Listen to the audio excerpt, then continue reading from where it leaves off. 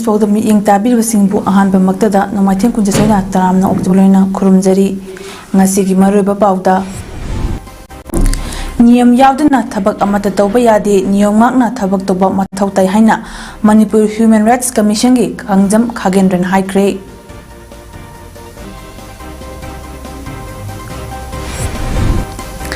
ꯖꯤꯔꯤꯒꯤ ꯔꯥꯅꯤꯕꯦꯡꯗ ꯈꯥꯔꯝꯕ ꯕꯥꯔꯕꯋꯥꯌꯔ ꯑꯃꯗꯤ ꯁꯥꯔꯝꯕ ꯕꯪꯀꯔ ꯂꯧꯊꯣꯛꯈ꯭ꯔꯦ ꯃꯅꯤꯄꯨꯔꯗ ꯊꯣꯛꯂꯤꯕ ꯂꯥꯟ ꯑꯁꯤ ꯏꯟꯗꯤꯌꯥ ꯒꯚꯔꯟꯃꯦꯟꯠꯅ ꯂꯣꯏꯁꯤꯟꯕ ꯉꯝꯂꯣꯏꯗꯕ ꯂꯩꯔꯕꯗꯤ ꯃꯅꯤꯄꯨꯔ ꯃꯤꯌꯥꯝꯗ ꯈꯨꯠꯁꯤꯟꯅꯕꯤꯔꯣ ꯍꯥꯏꯅ ꯄꯤꯁ ꯀꯝꯃꯤꯇꯤ ꯋꯥꯡꯈꯒꯤ ꯃꯍꯦꯟꯗ꯭ꯔ ꯅꯥꯎꯔꯦꯝꯅ ꯐꯣꯡꯗꯣꯔꯛꯂꯤ ꯂꯣꯏꯅꯅ ꯀꯨꯋꯦꯠꯇ ꯕꯤꯜꯗꯤꯡ ꯑꯃ ꯃꯩ ꯆꯥꯛꯄꯒꯤ ꯊꯧꯗꯣꯛꯇ ꯏꯟꯗꯤꯌꯥ ꯃꯆꯥ 10 ꯌꯥꯎꯅ ꯃꯤꯑꯣꯏ 98 ꯂꯩꯈꯤꯗ꯭ꯔꯦ ꯃꯄꯨꯡ ꯑꯣꯏꯕ ꯄꯥꯎ ꯃꯤꯌꯥꯝꯗ ꯄꯤꯖꯔꯤ ꯅꯤꯌꯝ ꯌꯥꯎꯗꯅ ꯊꯕꯛ ꯑꯃꯠꯇ ꯇꯧꯕ ꯌꯥꯗꯦ ꯇꯧꯒꯗꯧꯔꯤꯕ ꯊꯕꯛ ꯑꯗꯨꯒꯤ ꯅꯤꯌꯝ ꯉꯥꯛꯅ ꯊꯕꯛ ꯇꯧꯕ ꯃꯊꯧ ꯇꯥꯏ ꯍꯥꯏꯅ ꯃꯅꯤꯄꯨꯔ ꯍ꯭ꯌꯨꯃꯦꯟ ꯔꯥꯏꯠꯁ ꯀꯃꯤꯁꯟꯒꯤ ꯃꯦꯝꯕꯔ ꯀꯥꯡꯖꯝ ꯈꯥꯒꯦꯟꯗ꯭ꯔꯅ ꯐꯣꯡꯗꯣꯛꯈ꯭ꯔꯦ ꯋꯥꯐꯝ ꯑꯁꯤ ꯉꯁꯤ discourse on China role in international humanitarian ꯂꯣꯒꯤ ꯃꯇꯥꯡꯗ ꯅꯣꯡꯃꯒꯤ ꯑꯣꯏꯕ ꯈꯟꯅ ꯅꯩꯅꯕꯒꯤ ꯊꯧꯔꯝ ꯑꯃ ꯃꯅꯤꯄꯨꯔ ꯌꯨꯅꯤꯚꯔꯁꯤꯇꯤꯒꯤ ꯗꯤꯄꯥꯔꯠꯃꯦꯟꯠ ꯑꯣꯐ ꯂꯣ ꯑꯃꯗꯤ ꯃꯅꯤꯄꯨꯔ ꯍ꯭ꯌꯨꯃꯦꯟ ꯔꯥꯏꯠꯁ ꯀꯃꯤꯁꯟ ꯑꯅꯤꯅ ꯄꯨꯟꯅ ꯈꯨꯠꯁꯝꯅꯗꯨꯅ ꯀꯣꯔꯠ ꯍꯣꯜ ꯃꯅꯤꯄꯨꯔ ꯌꯨꯅꯤꯚꯔꯁꯤꯇꯤꯗ ꯄꯥꯡꯊꯣꯛꯈꯤꯕ ꯊꯧꯔꯝ ꯑꯗꯨꯒ ꯃꯔꯤ ꯂꯩꯅꯅ ꯐꯣꯡꯗꯣꯛꯈꯤꯕꯅꯤ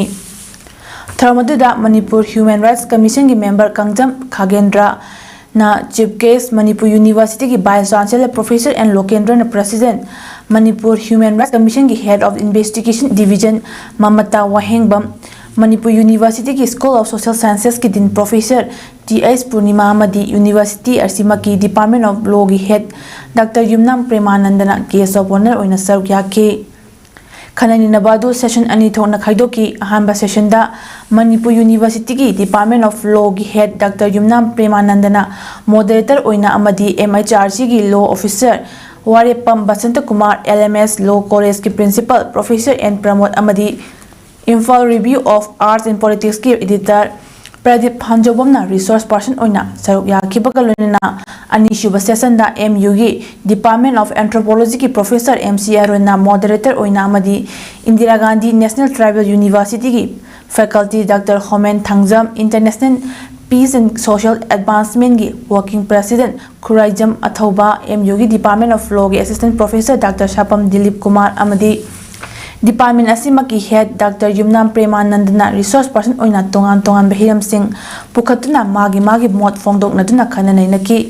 ꯈꯥꯒꯦꯟꯗ꯭ꯔꯅ ꯃꯈꯥ ꯇꯥꯔꯗꯨꯅ ꯍꯥꯏ ꯃꯤꯑꯣꯏꯕ ꯑꯩꯈꯣꯏꯅ ꯊꯕꯛ ꯑꯃ ꯇꯧꯕ ꯃꯇꯝꯗ ꯊꯕꯛ ꯑꯗꯨꯒꯤ ꯆꯠꯅ ꯄꯊꯥꯞ ꯑꯗꯨ ꯉꯥꯛꯇ꯭ꯔꯕꯗꯤ ꯊꯕꯛ ꯑꯗꯨ ꯃꯄꯨꯡ ꯐꯥꯅ ꯇꯧꯕ ꯉꯝꯗꯦ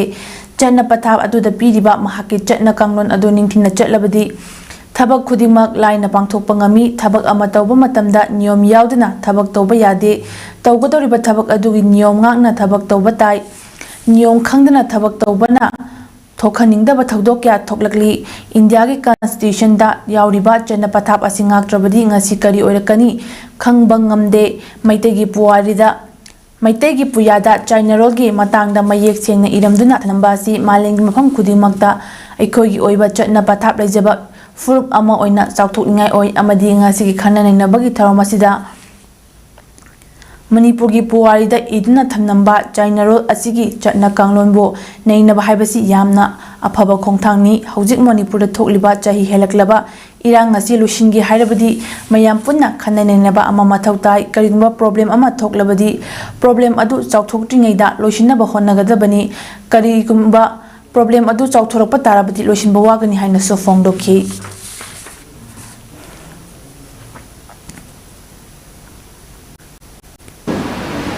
ꯑꯗꯨꯕꯨ ꯑꯩꯈꯣꯏꯒꯤ ꯂꯩꯔꯤꯕ ꯑꯩꯈꯣꯏꯒꯤ ꯇꯦꯂꯦꯟꯠ ꯂꯩꯔꯤꯕ ꯑꯩꯈꯣꯏꯒꯤ ꯔꯤꯁꯣꯔꯁ ꯄꯔꯁꯟ ꯃꯌꯥꯝꯅ ꯅꯩꯅꯕꯤꯔꯒ ꯃꯁꯤꯒꯤ ꯐꯣꯟ ꯑꯃꯗꯤ ꯐꯣꯟ ꯈꯟꯕ ꯄꯥꯝꯕꯗꯒꯤ ꯃꯁꯤꯒꯤ ꯇꯣꯄꯤꯛꯁꯦ ꯃꯔꯨ ꯑꯣꯏꯅ ꯂꯣ ꯗꯤꯄꯥꯔꯠꯃꯦꯟꯠꯒ ꯑꯩꯈꯣꯏ ꯃꯅꯤꯄꯨꯔ ꯍ꯭ꯌꯨꯃꯦꯟ ꯔꯥꯏꯠꯁ ꯀꯃꯤꯁꯟꯒꯗ ꯃꯁꯤꯃꯗꯤ ꯍꯧꯖꯤꯛꯀꯤ ꯂꯩꯔꯤꯕ ꯇꯥꯟꯖꯥꯁꯤꯡ ꯄꯥꯎꯈꯨꯝ ꯊꯣꯛꯑꯦ ꯍꯥꯏꯅ ꯈꯟꯕꯗꯒꯤ ꯃꯁꯤ ꯃꯅꯤꯄꯨꯔ ꯌꯨꯅꯤꯚꯔꯁꯤꯇꯤꯗꯁꯨ ꯑꯌꯥꯝꯕ ꯄꯤꯗꯨꯅ ꯁꯤꯟꯖꯔꯤ ngasi ayu pung 11:30 aduwaida Jiribamgi Chandrapur Ward number 7 da leiriba Raniveng da khariba BarbWire amadi Bunkershing SP Jiribam Maharabam Pradit Singh IPS 39 Assam Rifle gi CEO Akash Kumar BJP Manipur State ki General Secretary Orbita Natna Manipur Building and Other Construction Worker Welfare Board ki Chairperson K. Kumar Singh, Ihau Yakasang, EYC Amadi, Khunja Singh Yauna Raniveng da Punna Changduna Yangsin Minakre. Yangsin Kibadu Khadna Leramba BarbWire Amadi Sharamba Bunkershing Louthokhre Matung SP gi office da Mipam ama Paminaduna Yanaba Purakre Mipam Aduna Kharamba BarbWire Louthokhre AR CRPF Amadi Manipur Police Yauna Punna Ladiba Chandrapur Ward number 7 Nasi Ngak Bahani Yanaki 39 Assam Rifle gi Shio Akas Kumar na Khunja Singh da Haikibada Matungda sigumba Khunja Singh da Nungaitaba Amadi Kigadaba Thabak Amata Tawhaloi Lunana Nasa Nasagi Yumda Lebiu Haiba Wapam Singh Thamki Aduga United Tribal Liberation Army UTLA gi Chairman SK Thadau Haiba Myoy Asi surrender ni Sugi Group Amanate Mahak Asi Micham Amagum Lairaba Myoy ni Raniveng da Masa Leite Haiba Wapam Thamki Adubu Khunja Singh bu Sengna Khanghanaba Haiduna SK Thadau Masaga Shio Akas Kumar na mobile call Tautuna Warisana Hanke Madudasu Mahak Masa Raniveng da Leite Haiba Wapam Su Thamlaki Sumna Khunja Singh Yauna Punna Mipam Pangtholaba Matungda Yanaba Purakpadagi Chandrapugi EYC Amadi Maya Baibina Taliba Demand Khanaduna Loishinke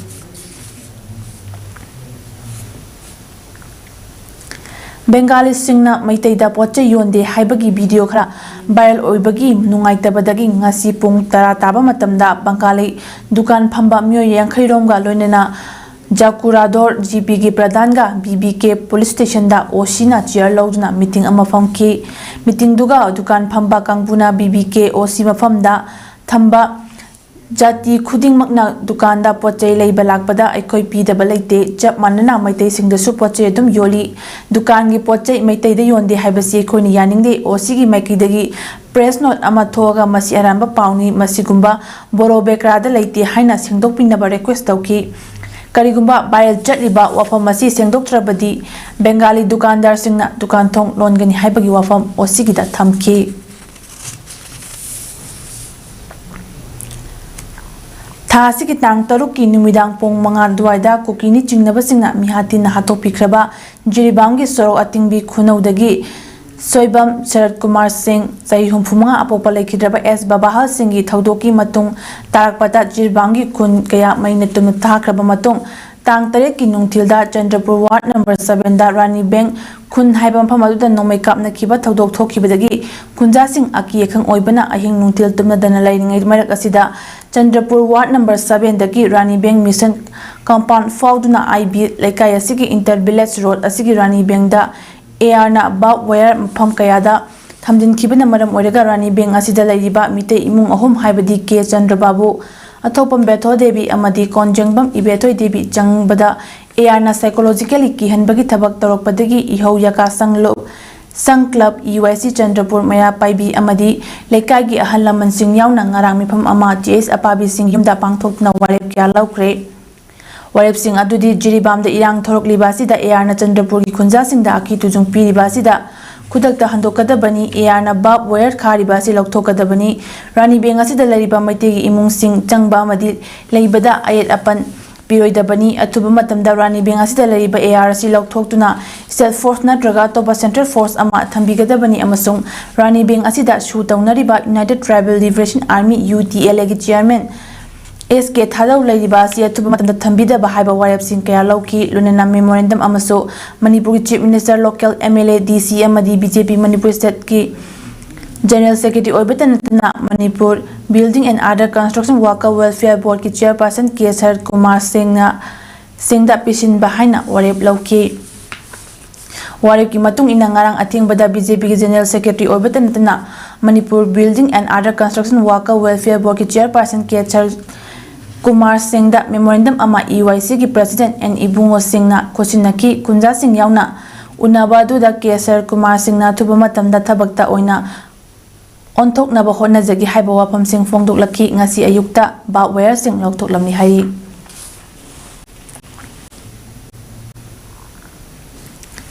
Kakching District ki Relief Camp Singh da Lairiba Internally Displaced Person Singhi Lantum Ngak Senabaga Mailena Supreme Court na appoint Tauba Gita Mandal Commission meeting amana Internally Displaced Person Singhi Lantum Ngak Senabagi State Asigi Oiba Thoitopa Policy Sem Nabada internally displaced persons singi makogi lam amadi lantum singi akupa waro sing document galorina juntara nipan isingani kunmari fauba angi matung na makogi lantum ngak sinabagi thabak laukhatnaba prescribe format ta pislakna khangalakli akupa waro SDO kaksing dagi khanglaba yagani haina deputy commissioner kaksing Rohit Anand IAS na thokpa chewal amana hairi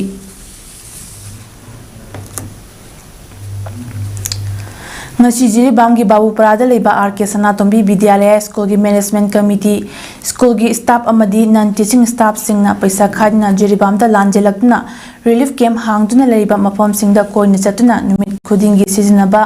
pochai sing mating pangkhre relief camp da mating pangliba sigi matangda RK Sanatombi Vidyalaya School gi principal S Maniton singna phongdorakpada ngasi awana taraba singda school asigi maikaidagi relief mating asi pangjabani haiki RK Sanatombi Vidyalaya School na relief materials sing mating panglakpa sida chingdong lekai upper primary school da lariba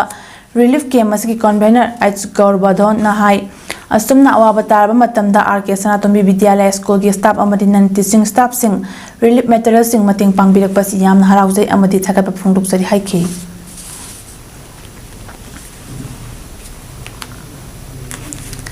ताबद यामना अकितु जुंगबा थौदोक अमा ओइना हौखिबा जुन तरुकिया युगपोंग 3:30 ताबा मतमदा सुनदगी class 6 तमक तमलिबी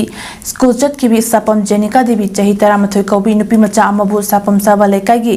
लंबी मक्तदा सापम शरद सिंह चही 93 कौबा नुपा अमना तमथिना हातकिबा थौदो अदुबो लाइक माइंडेड ग्रुप LMG मणिपुरना अवांगबा थाकता कंडेम तौबगा लुनना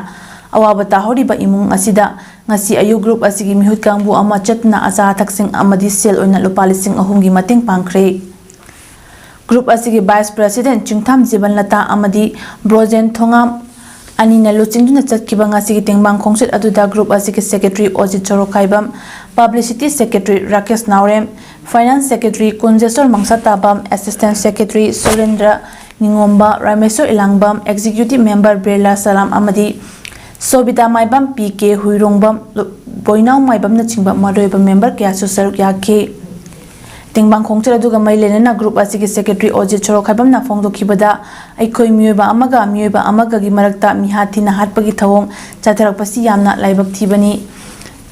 thiba amani karisu khangjadribi sumnatagi class 6 tamak tamnibi mahare nupi macha amabu lambi da ngairaga yotna thomlaga hatkhiba thawdo asi LMG na condemn tawi asumna aikoi mioiba Masyal gi marakta thorak labanina pikli bangang singna school kaba amadi kumlakpagi matamda mamapa oiba singna chekchina senabiba mathau tarakle asigumba thaudo asi maruoina sudana nungaiba pamba nisha zaba drug dalai churaba mioi singna thokhanba thaudokni asigumba thaudok sing asidagi ngakthoknaba lekai club organization association sing amadi drug addict oire khanglaba mamapa oiba singna su macha singbu ngak senna thambiu haiki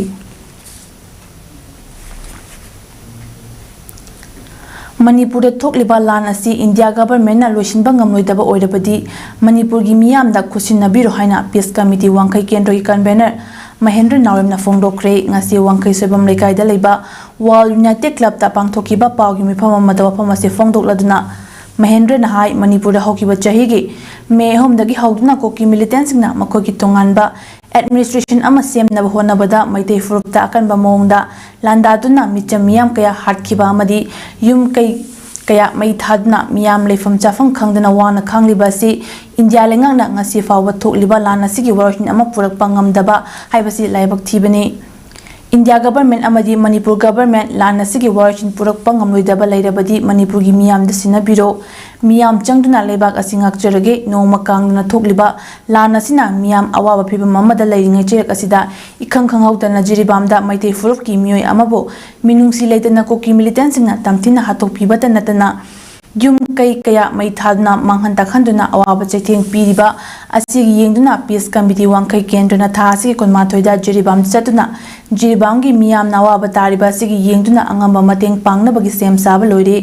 miyamnasu angamba mateng pangbiduna Jiribamgi awaba si kharadang oirabasu kokhanbiu loina Jiribam kannaba honabada miyamna chauba thaudang lominasi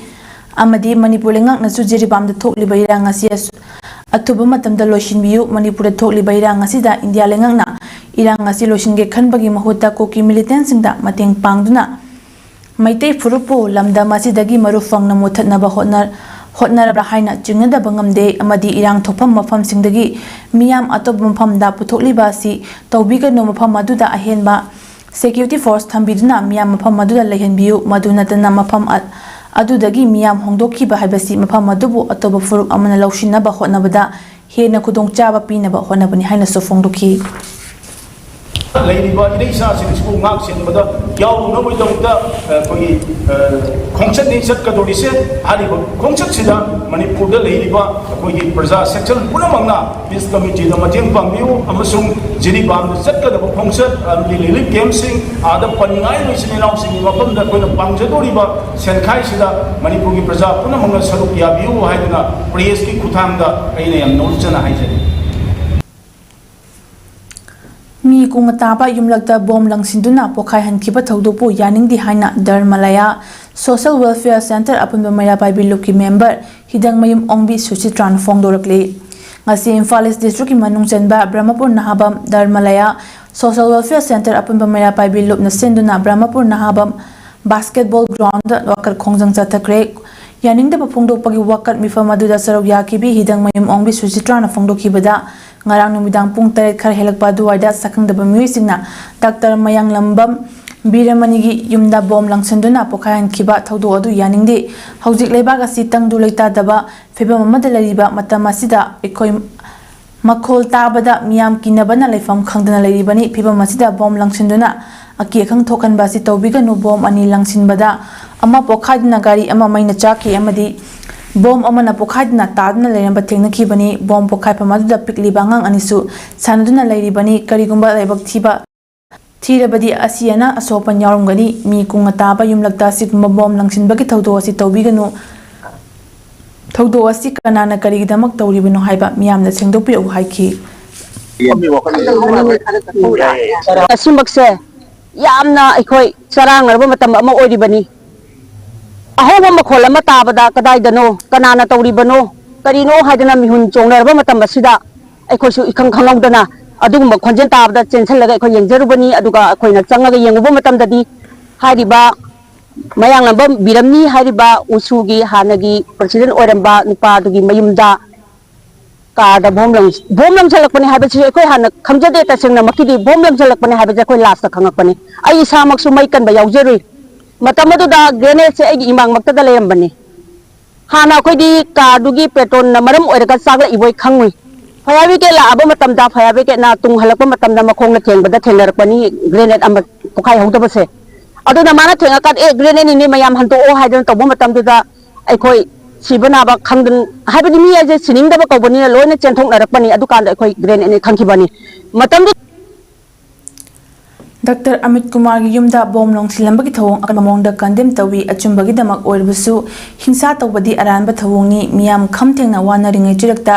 aki khangpibagi thabak chatharakliba asi khongpham handokpana chumgani haina taragi chaisugi chairperson khaidi manina phongdorukli ngasi khurai ahongai lerakta leiba lup ajik office da pangthokhiba paugi mifam amada wafam asi phongdor aduna manina hai taragi chaisugi executive member amasu oiba Jennings ki neurosurgeon Dr. Amit Kumar gi bamolikai da leiba yumda masakhang daba khulai paibasingna bombakai handuna amang ata thokhan lambagi thawong asi akan mamongda condemn tawi karigumba demand gi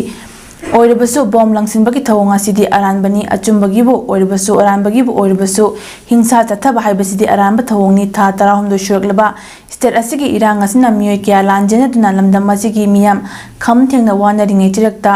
aikoi masel onsinnabago mami tarakpa simak laibak thibani lengak lon leitabagom center na so langthoktuna thambaga chap manaraba manipuri phibam masi mapu pandaba khunai amagi lambi da changshilakpaga pangkhak oire yanadaba phana leirabasu micham miyamda aki akhang pibagi thabak asi khongpham handokpana chumgani asigumba thawong sing asida chenari basing lengak na action lokhatpam thoi lonana CM gi convoy da nongmai kapse lakhiba thawdokta chenaba singi mathakta haujik phawbagi oinadi action lokhatpagi mami tade masida natana indigenous tribal advocacy committee ITAC haibalup amana Fairjol Jiribam Amadi Tamengnongda state security force changlakta ba akan wafam thamlakpa amadi sectorin oiba mawongda koki militant group ni haiba amana phawba Imphal Jiribam lambida maitai driver sing yauna state security force sing chatpe yari haibagi wafam thamlakpa sida lengak na hauji phawba action lokhatna leiba simak angakpani lengang nupa thopna ꯊꯕꯛ ꯇꯧꯕꯤꯌꯨ ngamloidaba leiragadi miyamda sengna ngamloi haibiro haiki yam sathi ne pende asi puna magase sarkar na nupa thokna thabak tobiyu hojikti miyam gi pressure se akona apil tokjaba achita ba hore akoi gi kachel gi mai bel sing yaure organization chow chobagi nupi wing na haire tongan organization sing na thabak to natraga to haibese akoi so haijari ba men se thabak to nupa thokna ngamdra ka to aiba princess mane thamjage Pandit Din Dayal Upadhyay ningsing ahanba International Invitation Masters Athletics Association Bharat Championship lisingani kunmari da India gi mohot sinduna sanaruba Manipuri athletes tara na ngasi Imphal International Airport ta thunglabaga loina niyam na harau tiam okre Masters Athletic Association of Uttar Pradesh na sinna tha sigi hokiba tang manga dagi tel phawan numit humni chupna Uttar Pradesh ta leiba Ayodhya gi Dr. Bhimrao Ambedkar International Sports Stadium Davas Samarda chathakibani Championship asida Indian team da Manipur dagi punna master athlete nupa taruk Amadi nupi kuntaru kalonena team official ani yarga punna miyoi nipu marina saru yakibada sanagi medal kontra lupagi medal kumato amadi sanjangi medal taruk punna medal humfute phangbangam lakhi Indian Masters Athletic Team aduda L Asakumar Singh na team coach amadi CH Ranjit Singh na team manager oina luchin kibani haiba international championship aduda saruk yakibi kontha halup awang laikai dagi nongmaitem ranjana laimana 1500 meter race event ta sanagi medal ama 5000 meter race amadi 800 meter race event anidana lupagi medal mamgaso fangduna punna medal ahum phanglaki bida lamdamadugi miyam namhakbu harau taram oktuna pungning thawatki International Invitation Masters Athletics Championship aduda mapal laibak taradaki lakpa master athlete Chanirom henbena saruk yakhi ai goal lama logjare silver ani logjare train sengi chacharu bani hatak na hamani yam nungai ai di nungai japam pokje yam leibiram baju ko ai wonda ya lamdam masida pangthokpa thabak thoram singda mapalam gi chetnabi pusilakna ka henba senpam thadaduna fijang khanba cake innaba athingba thamle haina organizing committee numit ninigi khanna naba mifamgi convener pawnam thakawa miteina fongdokhre ngasi Manipur Press Club ki thangjing hall da pangthokiba pawgi mifam madawa pamase fongdokaduna thakawan hai lamdam masida thokliba luhong khongdong ba hajingpot amadi atai thoram kayada mapalam gi chetnabi pusilakna ka henba senpam thadaduna fijang khanba hajingpot numita cake kakpan chingba tawribasi thingnabagi khannainaba ma thasi koni thoyamadi kunmari da Manipur University da pangthoklagani khannainaba sida lamdam masigi miyamna saruk yabiu amadi miyamna lawrokpa warep adugi matung ina makhata na lamdam masida chatnabi ama oina thorokliba luhongba amadi hajingpota ahenba senbam thadabagi chatnabi asi thingjilagani lamdam masigi mahausadagi lejaraklaba ipai pusingna thambiramlaba chatnabibu nathaiduna mapalamgi chatnabina hena phai khanduna honglakliba chatnabi asi matam chana thinghaudrabadi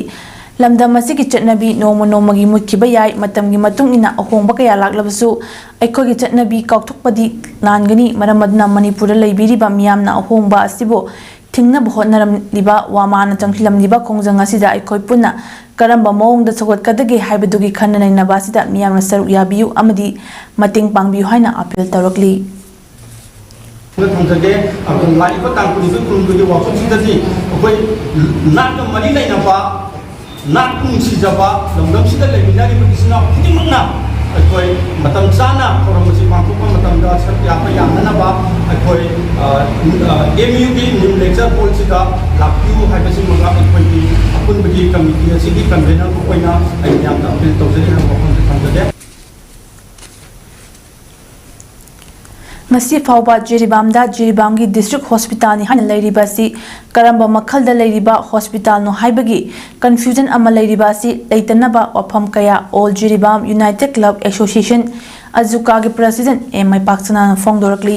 English nganita tarukta cabinet meeting da yanakraba Jiribamgi community health care CIC Hospital asi District Hospital da upgrade tawri haibagi cabinet decision lawri haibagi document ekhoi da leiri hanna leiramba community health care hospital adudi napet palida leiba primary health care sub center amada transfer tawkre adubo district hospital amagi thakta upgrade tawkraba hospital amabo hauzik phawba operation theater run tawbigriba karigino kaisu leitraba minor operation phaw tawbangamdaba sidi district hospital da upgrade tawkre haiba si government na khandrabra mali gazette ta phonghaudabra haiba adugi knowledge haiba adudi knowledge lejadi adubu ngasi fawba sigumba thakta thambiri basi pendi haiki makhata na haiki bada haujik jiribam district asida doctor nurse yauna transfer posting pirakle adubu official kharana join tawraga kharana tawdaba asi mari leinaba authority singna mijeng changbiu haiba wafam kayama su phongdoki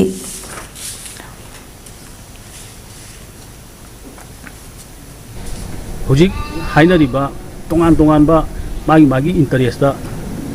sigina separate somna separate haise masida pungin thowa point thokane aduna manipur government gi makhada leba employee oitargadi any employee osun any department gi oisanu masi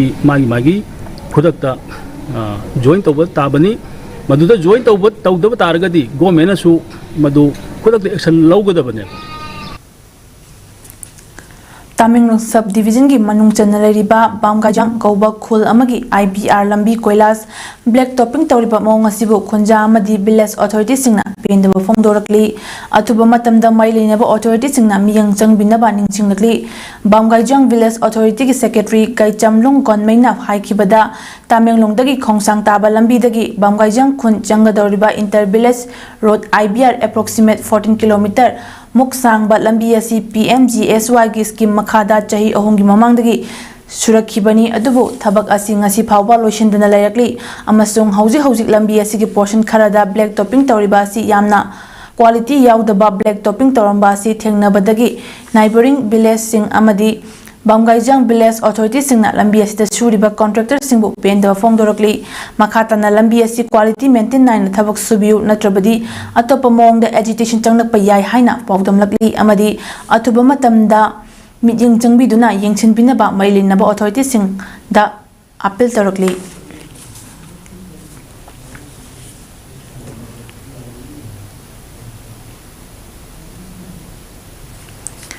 Kueta achoba mai chak thaudokta mioi nifumathoi lekhidre thaudok adu Amadi governorate ki mangaf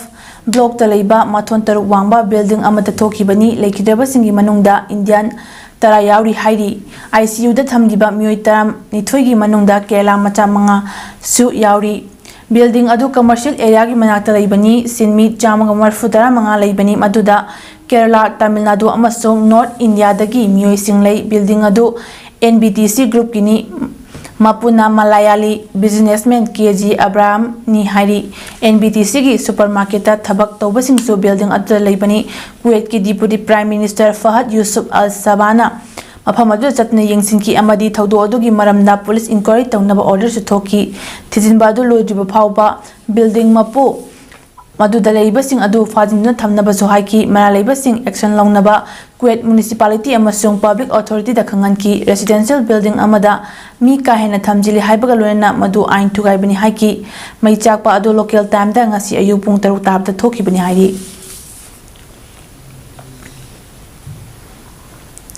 Gaza da thokliba lanbu ceasefire tangnanabagi proposal da Israel amasung Hamas na amana amada maral thangjinari hari Israel gi proposal adu da amendment tangnanaba Hamas na Qatari mediator da khanganki permanent ceasefire gi matam lepa amadi Gaza dagi Israel sing pulap handokhiba Hamas ki apambani hari warisanabado makhatana Qatari amasung Egyptian mediator singi kuthangda chathagadabani Hamas ki wangangloi amasung political bureau member Osama Hamdana haikibada ceasefire adu mai pakhanba pami adumoinama Israel na Hamas ki proposal adu yakidri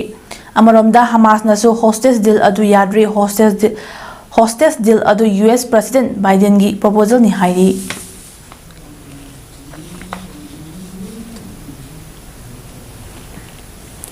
Sanabagi Pauda District Sport Association Kaksing Senduna Association Asiki Playground Sathariba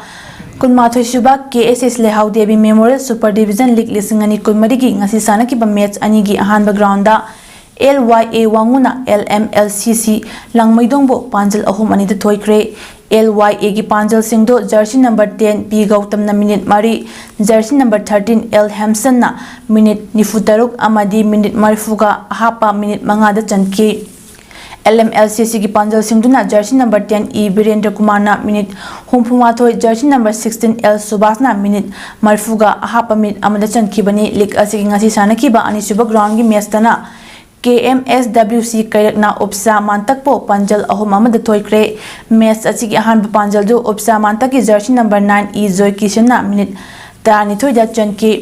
KMSWC की पांजल सिंधुना jersey number 9 MD Samina minute कुनमाथोय jersey number 19 इरफाना minute कुंट्रामंगा अमदी jersey number 10 Raj Khan ना minute हुमफुता मई चटपद चनकी अरबिदा मलुय पाव अमुहना नियम यावना थबक अमत तौबा यादे नियम वांगना थबक तौबा मथौ ताय हाइना मणिपुर ह्यूमन राइट्स कमीशन की कांगजम खागेंद्रन हाइक्रे